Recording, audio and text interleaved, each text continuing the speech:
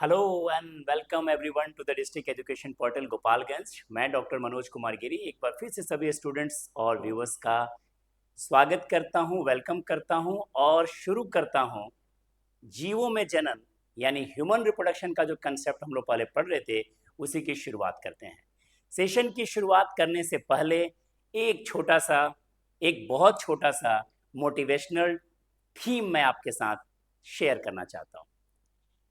बहुत सारे मेढक किसी तालाब में रहते थे और एक बार तालाब के जो सरदार मेढक था, जो बॉस मेढक था, उसने एक कंपटीशन रखवाया कि वैसे तो आप सब जल में रहने वाले जीव हो, चलो एक बार हम पहाड़ पे चढ़ के अपनी बहादुरी को साबित करते हैं।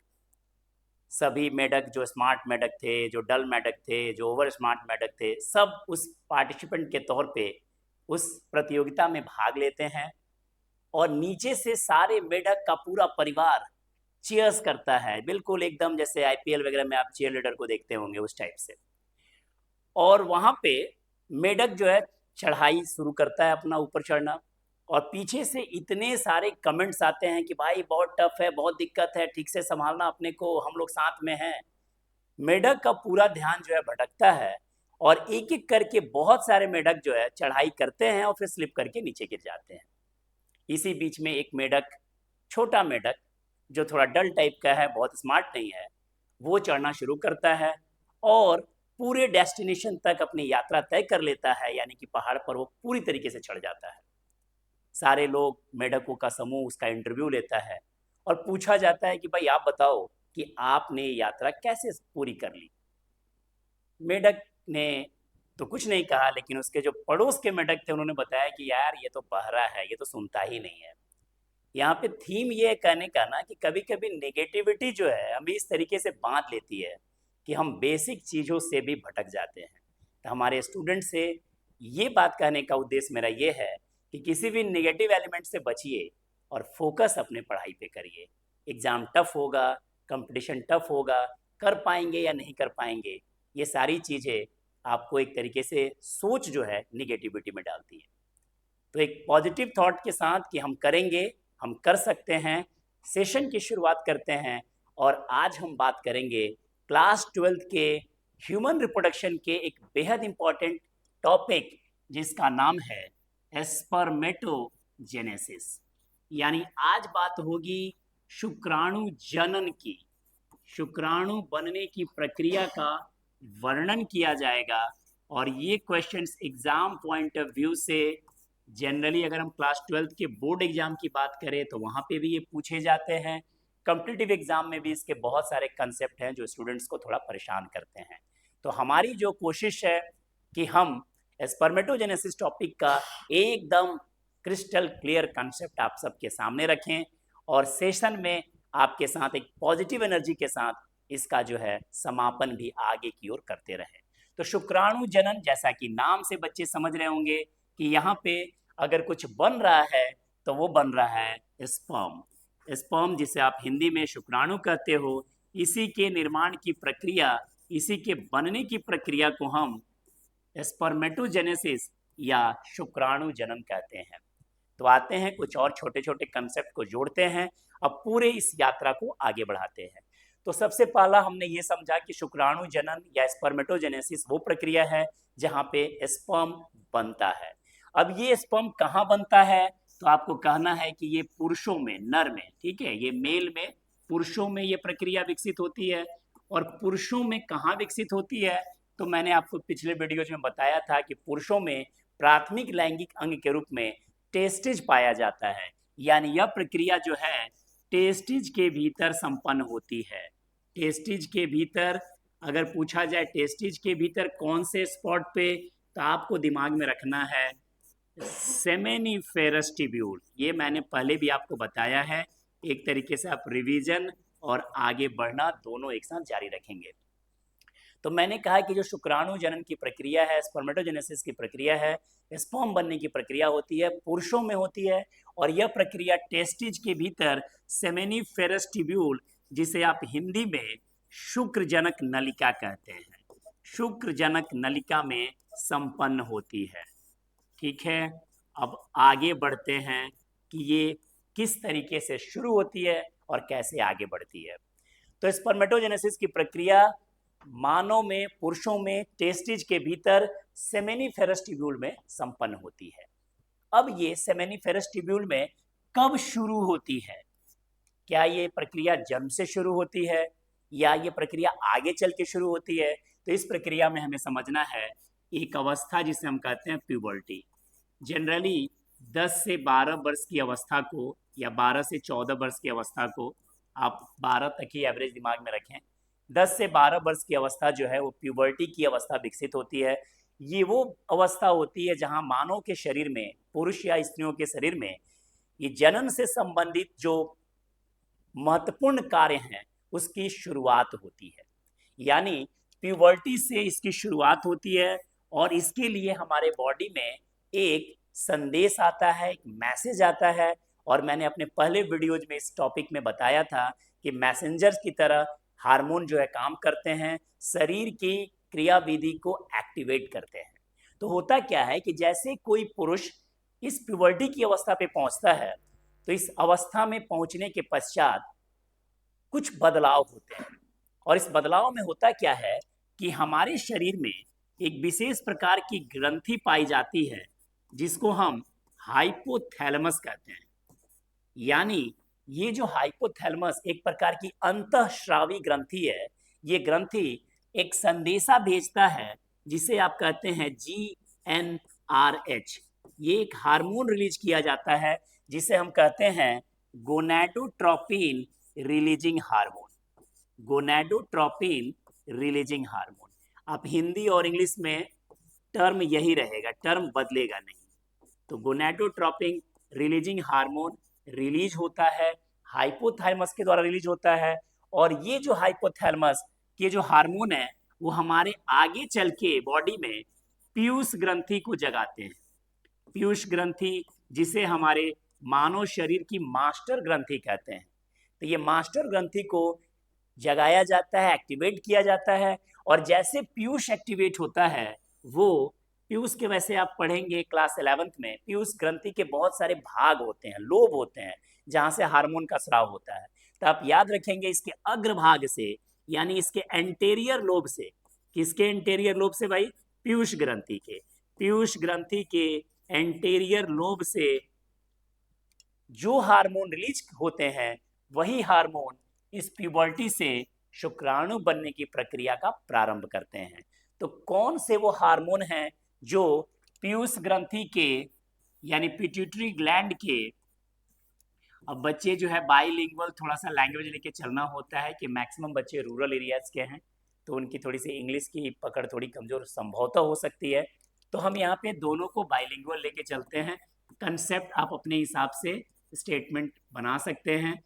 तो ये जो पिट्यूटरी ग्लैंड में कहा, ये एंटेरियर लोब ये दो हार्मोन रिलीज करता है, जिसे एक को हम बोलते हैं FSH हार्मोन, दूसरे को बोलते हैं LH हार्मोन। यानी प्यूबर्टी में पुरुषों में 10 से 12 वर्ष की अवस्था के पश्चात ये दो हार्मोन की भूमिका से ये तय होता है कि शुक्राणु निर्माण की प्रक्रिया प्रारंभ की जाए। तो हम देखेंगे कि ये जो FSH हार्मोन है ये बेसिकली एक विशेष प्रकार के टारगेट के पास जुड़ता है। अब ये टारगेट क्या है तो देखेंगे, स्पर्म बनाने वाला कंपोनेंट जिसे हम बोलते हैं स्पर्मेटोगोनिया। स्पर्मेटोगोनिया आप कह सकते हो उसको कि जो स्पर्म का मदर सेल होगा, वो सेल जो स्पर्म बनाएगा उसी को हम लोग बोलते हैं स्पर्मेटोगोनिया। तो ये FSH जो है इस स्पर्म मदर सेल के पास, जिसे आप स्पर्मेटोगोनिया कहते हो, उसके साथ ये टैग होगा, उसके साथ ये जुड़ेगा और उसको प्रेरित करेगा अपना काम करने के लिए, स्पर्म बनाने की प्रक्रिया के लिए। और दूसरा वाला जो LH वाला फैक्टर है, ये मैंने कहा था कि वहां पे एक लेडिक कोशिका भी होगी और ये लेडिक कोशिका जो है टेस्टोस्टेरॉन यानी पुरुष बनाने के जो भी फॉर्मूले होंगे दाढ़ी मूछ वाले, वो इनके द्वारा विकसित किया जाएगा। तो पीयूष ग्रंथि के इन हार्मोन ने प्यूबर्टी से तय किया कि पुरुषों में शुक्राणु जनन की प्रक्रिया प्रारंभ होगी। और ये प्रक्रिया जो एक बार प्रारंभ हुई थी प्यूबर्टी पे, वो प्रक्रिया आगे चल के आजीवन चलती रहेगी। ये प्रक्रिया लाइफ लॉन्ग चलने वाली प्रक्रिया है। अब हम देखते क्या है कि हमारा व्यू जो है, हमारा जो विजन जो है बिल्कुल क्लियर हो गया है कि शुक्राणु जनन की प्रक्रिया पुरुषों में हो रही है, प्यूबर्टी से हो रही है, 10 से 12 वर्ष की अवस्था में हो रही है, टेस्टिज के भीतर हो रही है, शुक्रजनक नलिका के अंदर हो रही है। ये बात तो हम समझ गए हैं। हम ये समझ गए कि ये जो हमारा सेमेनिफेरस ट्यूब्यूल है, जिसे आप शुक्रजनक नलिका कह रहे हो, इस सेमेनिफेरस ट्यूब्यूल में आपको मिल रहा है क्या भाई? तो ये वाला पार्ट मिल रहा है जिसको हम बोल रहे हैं एस्पर्मेटोगोनिया। एस्पर्मेटोगोनिया हमने किसे कहा? हमने कहा जो स्पर्म का मदर होगा, जो स्पर्म बनाएगा, वही कहलाएगा एस्पर्मेटोगोनिया। तो ये जो स्पर्म के जो मदर सेल हैं, कहाँ पे हैं ये भाई? टेस्टिज के भीतर है। कहाँ पे? सेमेनिफेरस ट्यूब्यूल के सतह पर है। तो वहां पे ये जो स्पर्मेटोगोनिया और स्पर्म के मदर सेल है, ये बैठे हुए हैं। और एक बात याद रखिएगा, मान लीजिए यही वो संरचना है स्पर्मेटोगोनिया, तो सबसे पहले शुरुआत में क्या होता है कि ये जो स्पर्मेटोगोनिया हमारे शरीर के अन्य कोशिकाओं की तरह, अन्य महत्वपूर्ण संरचनाओं की तरह, ये यहाँ पे डिप्लॉयड नेचर का होता है। 2n इसकी प्लॉयडी होती है, डिप्लॉयड होता है, द्विगुणित होता है बाबू। जैसे हमारे क्रोमोजोम बताते हैं ना, नंबर ऑफ क्रोमोजोम, तो हम लोग पेयर में बताते हैं 23 पेयर, यानी n बराबर हो जाता है 23, तो 2n है, इसलिए 46 होता है। तो इसकी जो प्लॉयडी है 46 है, मतलब साधारण भाषा में कहें तो इसमें गुणसूत्र की संख्या जो है वो 46 है। स्पर्मेटोगोनिया जो स्पर्म की मदर सेल है, वो द्विगुणित संरचना है, उसमें गुणसूत्र की संख्या 46 है। तो ये क्या होता है कि ये स्पर्मेटोगोनिया सबसे पहले डिवाइड करना शुरू करता है, विभाजन करना शुरू करता है। डिवीजन एक बहुत इंपॉर्टेंट घटक है जीवन को आगे बढ़ाने के लिए। तो ये जो स्पर्मेटोगोनिया स्पर्म मदर सेल है, जो सेमेनिफेरस ट्यूब्यूल के अंदर बैठा हुआ है, ये सिग्नल मिलने के बाद एक्टिवेट हो गया और एक्टिवेट मोड में आके ये डिवाइड करना शुरू किया। तो जब ये डिवाइड करना शुरू किया, तो कोई भी चीज डिवाइड करेगा तो उसका आकार पहले यहाँ पे बढ़ने का काम होगा। ये आकार बढ़ाएगा। ये स्पर्मेटोगोनिया हमारा बड़ा हो गया भाई, आकार बढ़ा लिया। ये स्पर्मेटोगोनिया ने आकार बढ़ा लिया। कौन सा विभाजन किया भाई? तो सिंपल समसूत्री विभाजन किया। ये माइटोसिस किया। माइटोसिस करके ये जो स्पर्मेटोगोनिया जो स्पर्म का मदर सेल है, इसने अपने आकार को बढ़ा लिया। और ये जैसे इसका आकार बढ़ गया तो इसका नाम भी बदल गया। अब ये बन गया प्राइमरी स्पर्मेटोसाइट। बिल्कुल ध्यान से समझिए, इस सेशन के समाप्त होने तक आप पूरी के पूरे स्पर्मेटोजेनेसिस के कंसेप्ट को बहुत आसानी से समझ लेंगे, जो एग्जाम में क्वेश्चंस बन के आते हैं। तो मैंने कहा कि स्पर्म के जो मदर सेल थे वो द्विगुणित थे, डिप्लॉयड थे। उन्होंने विभाजन करने का काम शुरू किया, और विभाजन करने के बाद इन्होंने कैसा विभाजन किया? समसूत्री विभाजन किया। और इन्होंने आकार में वृद्धि कर ली, और आकार में वृद्धि करके इन्होंने क्या बनाया? प्राइमरी स्पर्मेटोसाइट बनाया। यहाँ पे एक क्वेश्चन आपसे पूछा जाएगा एग्जाम में सॉरी यहाँ पे एक क्वेश्चन आपसे पूछा जाएगा कि ये जो प्राइमरी स्पर्मेटोसाइट है, इसकी प्लॉयडी बताओ। ये द्विगुणित है या अगुणित है, हैप्लॉइड है? मतलब क्रोमोजोम नंबर 46 है कि इसमें क्रोमोजोम नंबर 23 होगा? तो आपने देखा बेटा यहाँ पे समसूत्री विभाजन हुआ है, तो जो इनका वही हाल इनका, समान तरीके का पैटर्न है। वहां भी 2n था, यहाँ भी 2n हो जाएगा, यानी गुणसूत्र हो जाएगा 46, 46। प्राइमरी स्पर्मेटोसाइट में प्लॉयडी हो गई 2n और हो गया ये 46। ये बिल्कुल आसान बात है। कैसे प्राइमरी स्पर्मेटोसाइट बना भाई? तो स्पर्म की मम्मी जो है खाने पीने से उसके शरीर में ग्रोथ हुआ, डिवीजन के बाद उसका आकार बढ़ा तो ये बन गया प्राइमरी स्पर्मेटोसाइट। अब ये जो प्राइमरी स्पर्मेटोसाइट बना है, अभी हम दिमाग में रखेंगे क्या बना है भाई? प्राइमरी स्पर्मेटोसाइट बना है। बड़ा आकार का बना दे रही है प्राइमरी स्पर्मेटोसाइट। ये इसको हमने कहा 2n है, और शॉर्ट में लिख रहे हैं बाबू PS, primary spermatocyte. Chromosome number इसमें 46 है। अब ये क्या होगा ना, जब खा पी लिए, इसका आकार जब बड़ा हो जाएगा, तो अब ये मैच्योरिटी की ओर जाएगा, मैचुरेशन में जाएगा, और इस वजह से ये डिवीजन में जाएगा। और याद रखेंगे कि जितने भी युग्मक बनते हैं, चाहे वो पौधे के हो, चाहे वो मनुष्यों के हो, स्त्रियों में हो, पुरुषों में हो, कहीं पे भी हो, युग्मक डिवीजन होगा। गैमेट का जब बनना होगा तो उस समय विभाजन की जो प्रक्रिया भाग लेती है उसे हम बोलते हैं मियोसिस, यानी अर्धसूत्री विभाजन होगा। अब देखिए ना, नाम में लग रहा है अर्धसूत्री विभाजन, अर्धसूत्री विभाजन यहाँ पे पूर्ण होगा। तो प्राइमरी स्पर्मेटोसाइट जिसने अपनी आकार बढ़ा ली थी, अब वो जा रहा है मियोसिस में, अर्धसूत्री विभाजन में। और मियोसिस की जो प्रक्रिया है 2 चरण में हो रही है। पहले को कहेंगे मियोसिस 1 और इसके बाद जो होगा उसको कहेंगे मियोसिस 2। तो जब अर्धसूत्री विभाजन 1 हुआ तो ये जो प्राइमरी स्पर्मेटोसाइट था ये विभाजित होके यहाँ पे निर्माण कर दिया 2 अलग अलग संरचना, और इस संरचना का नाम कहा जाएगा सेकेंडरी स्पर्मेटोसाइट, सेकेंडरी स्पर्मेटोसाइट। पूरा सीक्वेंस दिमाग में रखेंगे बच्चे। सबसे पहले क्या था, तो स्पर्मेटोगोनिया था, यहाँ पे था स्पर्मेटोगोनिया, यहाँ पे स्पर्मेटोगोनिया था, ये स्पर्मेटोगोनिया था, स्पर्म का मदर सेल। ये आकार बढ़ाया तो क्या बनाया, प्राइमरी स्पर्मेटोसाइट। बराबर फॉर्मूला है 2n, यहाँ भी है। प्राइमरी स्पर्मेटोसाइट जब डिवाइड हुआ तो क्या बनाया, सेकेंडरी स्पर्मेटोसाइट। और देखिएगा नाम में क्या लगा है, अर्धसूत्री विभाजन, यानी नंबर ऑफ क्रोमोजोम जो है घट के हो जाएंगे आधे, हाफ हो जाएंगे। यानी ये जो सेकेंडरी स्पर्मेटोसाइट जो ये यहाँ पे ये 2n था पहले, ये घट के अब सिंगल n हो जाएगा, यानी क्रोमोजोम घट के 23 हो जाएगा इसमें, सेकेंडरी स्पर्मेटोसाइट में, पहले मियोसिस विभाजन के पश्चात। अब मैंने कहा कि मियोसिस 2 बार में होगा, तो दूसरा जो मियोसिस होगा वो कुछ इस प्रकार से होगा। यहाँ पे क्या होगा, ये लोग फिर डिवाइड करके अलग अलग संरचना में परिवर्तित हो जाएंगे और इस तरीके से 4 संरचनाएं विकसित होंगी, और ये जो कहलाएगा वो कहलाएगा स्पर्मेटिड, ये कहलाएगा स्पर्मेटिड। ये 2n होगा कि n होगा, जल्दी फटाफट बताओ, ये 2n होगा कि n होगा स्पर्मेटिड। तो भैया ये n तो है ना, तो n/2 नहीं ना होगा। अब यहाँ दोबारा डिवीजन करके क्रोमोजोम इस तरीके से नहीं घटेगा।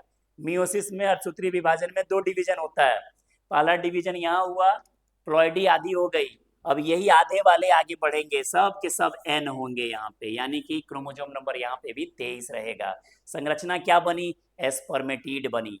अभी तक जो मैंने बनाया अब उसको हम एक जगह पे इकट्ठा करते हैं ताकि आपका फोकस रहे प्रॉपर, अब बात को अच्छी तरीके से आप समझ पाए। आइए देखते हैं। सबसे पहले मैंने कहा कि ये है कौन, बीच में अगर आप बोलते रहेंगे तो मुझे अच्छा लगेगा, मुझे ऐसा लगेगा कि आप अच्छी तरीके से फॉलो कर रहे हैं।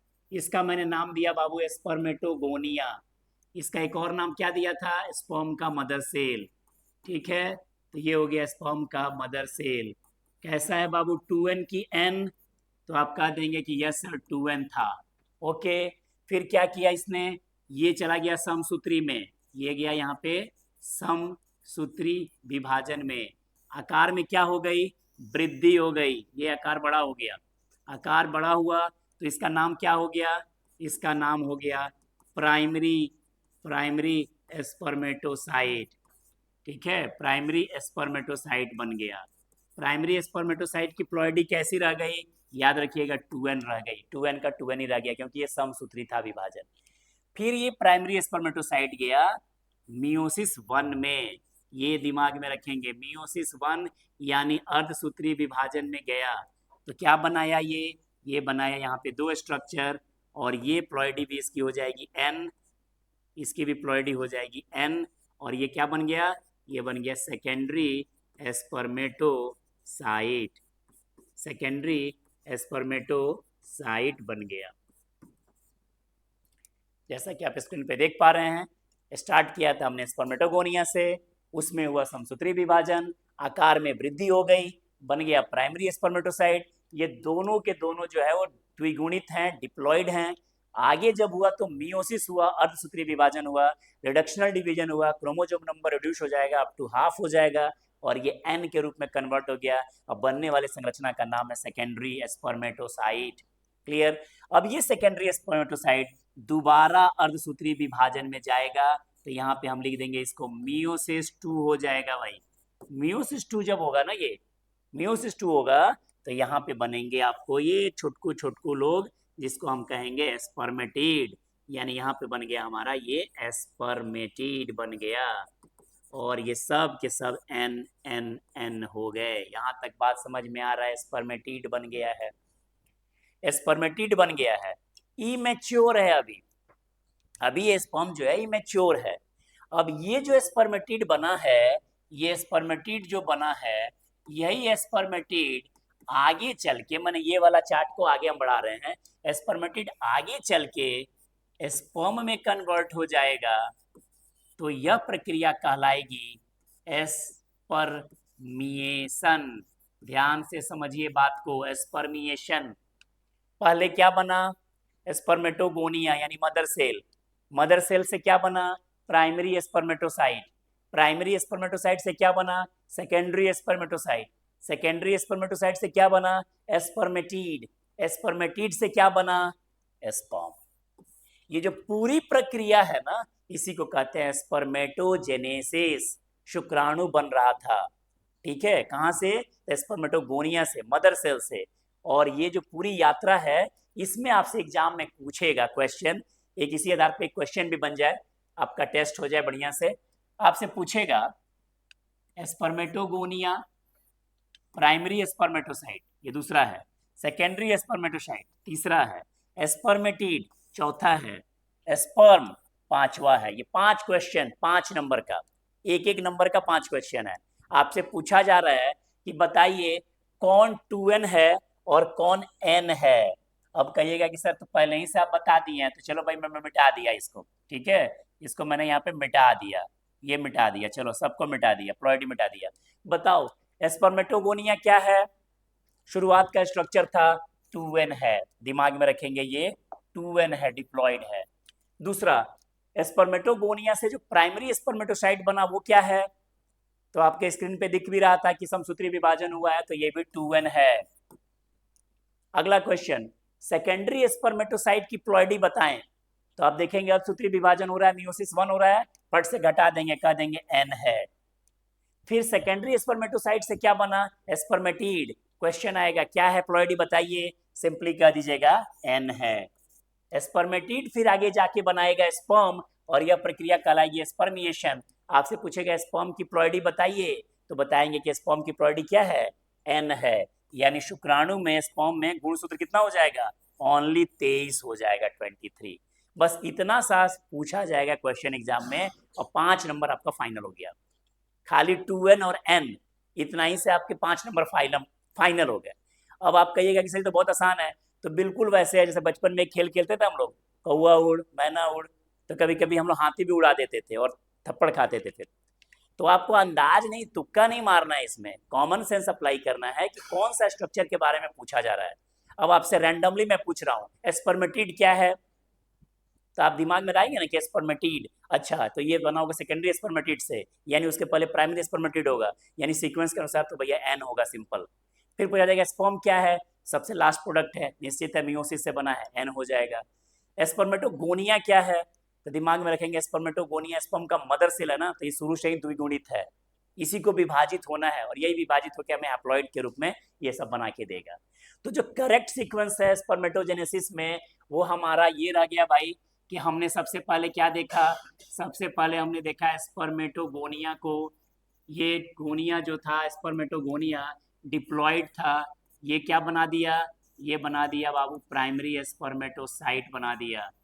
प्राइमरी स्पर्मेटोसाइट ने क्या किया?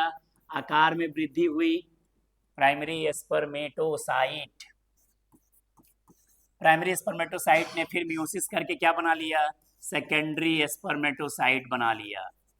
सेकेंडरी स्पर्मेटोसाइट फिर क्या करेगा भाई? तो सेकेंडरी स्पर्मेटोसाइट फिर आगे बढ़ के बना लेगा स्पर्मेटिड। स्पर्मेटिड स्पर्मेटिड फिर क्या करेगा? फिर आगे जाके वो कन्वर्ट हो जाएगा किसमें भाई? स्पर्म में।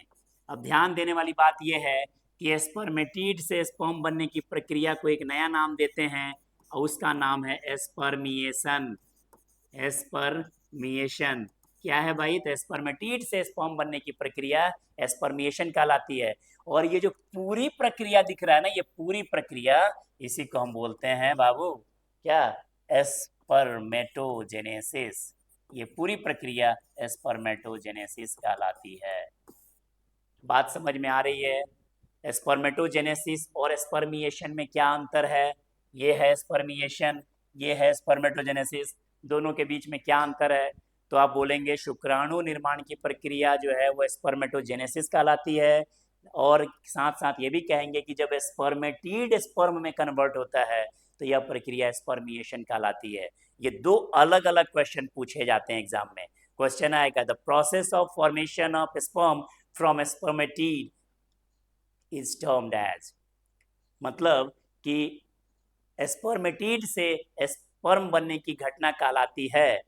क्वेश्चन दे देगा स्पर्मेटोजेनेसिस आंसर में, ऑप्शन में, तो दिमाग में रखेंगे स्पर्मेटोजेनेसिस पूरी प्रक्रिया कहलाती है, ये वाली प्रक्रिया स्पर्मिएशन कहलाती है। यानी शुक्राणु निर्माण की प्रक्रिया पुरुषों में विकसित होती है, प्यूबर्टी से विकसित होती है।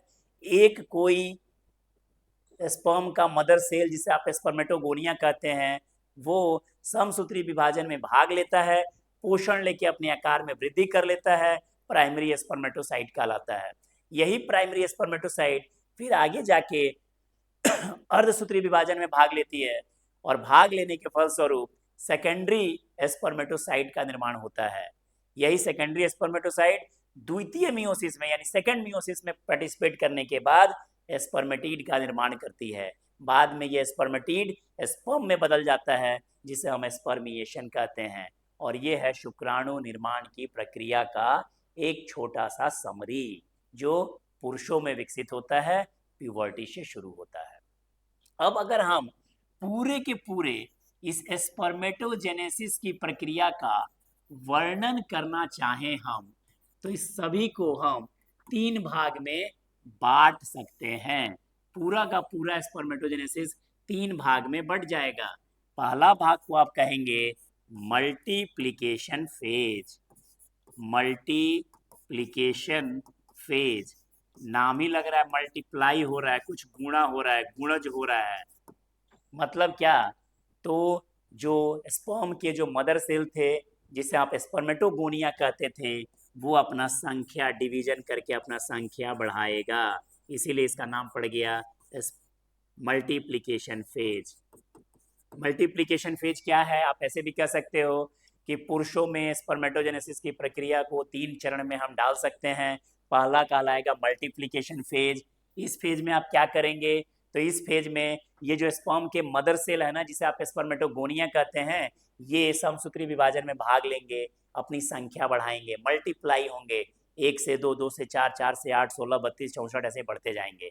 ये कहलाएगा मल्टीप्लिकेशन फेज। दूसरा फेज होगा बाबू, वो होगा ग्रोथ फेज।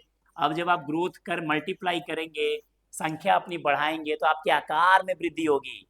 ग्रोथ फेज में क्या होगा? आकार में वृद्धि होगी, आकार में वृद्धि होगी, पोषण की प्राप्ति होगी और आकार में वृद्धि होगी।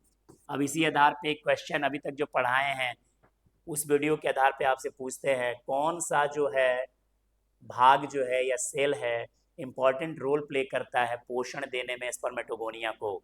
क्वेश्चन है, स्पर्मेटोगोनिया या स्पर्म के मदर सेल को पोषण कौन देता है? तो अगर आपने आंसर किया है सर्टोली कोशिका के बारे में, तो बिल्कुल सही कहा है आपने। सर्टोली कोशिका जो है पोषण देने का काम करता है।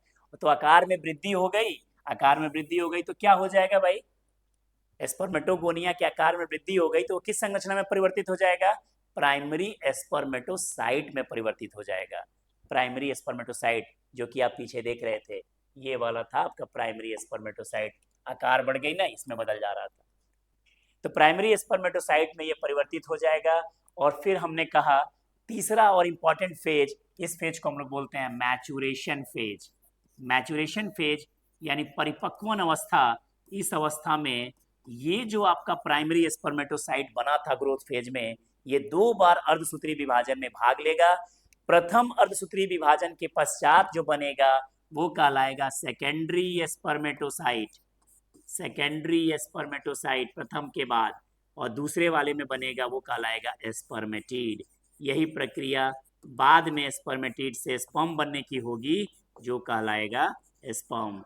यानी कि शुक्राणु जनन की जो प्रक्रिया है उसको आप 3 भाग में समराइज भी कर सकते हैं। और अगर आप चाहें तो एग्जाम में इस तरीके से इसकी प्लॉइडी को बताते हुए भी आप डिस्क्राइब कर सकते हैं कि किस तरीके से ये बनता है। तो ये काम भी आप कर सकते हैं। तो अगर इम्पॉर्टेंट 5 लाइन जो आज के क्लास में आपको हर हाल में समझना है, वो पहला समझना है कि स्पर्मेटोजेनेसिस में शुक्राणु बनता है। दूसरा, यह पुरुषों में टेस्टिज के भीतर सेमेनिफेरस ट्यूब्यूल में बनता है। तीसरा, कि ये जो पूरी प्रक्रिया की शुरुआत होती है वो स्पर्मेटोगोनिया या स्पर्म के मदर सेल से होती है, जो एक द्विगुणित संरचना होती है, और यही संरचना अपना आकार में वृद्धि करके प्राइमरी स्पर्मेटोसाइट बनाती है। चौथा, प्राइमरी स्पर्मेटोसाइट एक द्विगुणित संरचना होती है, डिप्लॉइड संरचना होती है, जो अर्धसूत्री विभाजन में भाग लेती है। प्रथम अर्धसूत्री विभाजन के बाद सेकेंडरी स्पर्मेटोसाइट बनता है, जो एक तरह का हैप्लॉइड स्ट्रक्चर हो जाएगा, एन हो जाता है। अंतिम बात याद रखेंगे कि सेकेंडरी स्पर्मेटोसाइट जो है वो अर्धसूत्री विभाजन 2 में भाग लेके स्पर्मेटिड का निर्माण करती है, और बाद में यही स्पर्मेटिड स्पर्म बनाता है। यह घटना स्पर्मिएशन कहलाती है। तो शुक्राणु जनन के ये 5 इंपॉर्टेंट पॉइंट्स आप बिल्कुल दिमाग में रखेंगे, इससे आप अच्छी कॉन्सेप्ट को बिल्ड कर सकते हैं। नंबर 2, आपसे पूछा जाएगा कि जो सभी संरचनाएं जो बन रही थी इनकी प्लॉइडी बताइए। तो ये लास्ट वर्क मैं आपके लिए एक यहाँ पे स्क्रीन पे लिखता हूँ, और ये आप निश्चित तौर पे इस सेशन के कंप्लीट होने के बाद अपने वर्क में जरूर ऐड कीजिएगा। और उसमें होगा पहला कि स्पर्मेटोगोनिया की प्लॉइडी क्या है, तो जरूर आप लिखिएगा कॉपी में n या 2n, जो भी आपको समझ में आता है। दूसरी की प्लॉइडी आप देखिएगा वो है प्राइमरी स्पर्मेटोसाइट की, इसकी भी प्लॉइडी आप अपने कॉपी में नोट करेंगे। इसके बाद सेकेंडरी स्पर्मेटोसाइट, इसकी प्लॉइडी क्या है इसके बारे में नोट करेंगे। नंबर 4 में आप स्पर्मेटिड को देखेंगे, और नंबर 5 में स्पर्म को देखेंगे। इन पांचों की आप प्लॉइडी चेक कर लेंगे, और मैं स्टूडेंट से रिक्वेस्ट करूंगा कि एक एक मिनट के लिए आप इन सबको अपने से डिफाइन करने का प्रयास भी करिए कि क्या आप ऐसा करने में सफल हो पा रहे हैं या नहीं, क्योंकि ये पूरा उद्देश्य तभी सफल होगा जब आप अपने तरफ से भी कुछ एफर्ट लगाएंगे। डबल एफर्ट या म्यूचुअलिज्म ना हो तो फिर किसी भी बायोलॉजिकल रिलेशन का कोई मतलब नहीं है, क्योंकि आपने पढ़ा होगा पर्यावरण का सबसे खूबसूरत रिश्ता होता है म्यूचुअलिज्म। दो जीवों के बीच में ऐसा संबंध जहां दोनों को एक दूसरे से बेनिफिट हो रहा हो। तो आइए आने वाले क्लासेस में पुराने वीडियोज आपको बिल्कुल सीरीज में मिल रहे हैं, पार्ट 1, पार्ट 2, पार्ट 3, पार्ट 4 करके। तो जहां हमने रिप्रोडक्शन से यूनिट से शुरू किया था, आज का जो आपका कंटेंट है स्पर्मेटोजेनेसिस पार्ट 4 के नाम से जाना जाएगा। फिर उसी तरीके से अगले वीडियोज में आपके सिलेबस की कोई भी कंसेप्ट अनटच्ड नहीं रहेंगे।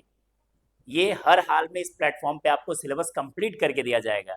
तो प्लीज उस भरोसे को आप भी समझिए और एक म्यूचुअलिज्म डेवलप कीजिए, ताकि हम दोनों एक दूसरे के एसोसिएशन से बेनिफिट भी लें और इस पूरे के पूरे प्रोसेस को मीनिंगफुल बनाएं।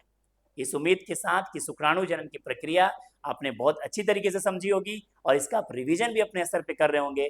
अगले वीडियोस में अगले टॉपिक के साथ एक बार फिर हाजिर होंगे। तब तक के लिए आप सबका धन्यवाद और म्यूचुअलिज्म मेंटेन रखिए। Thank you for watching.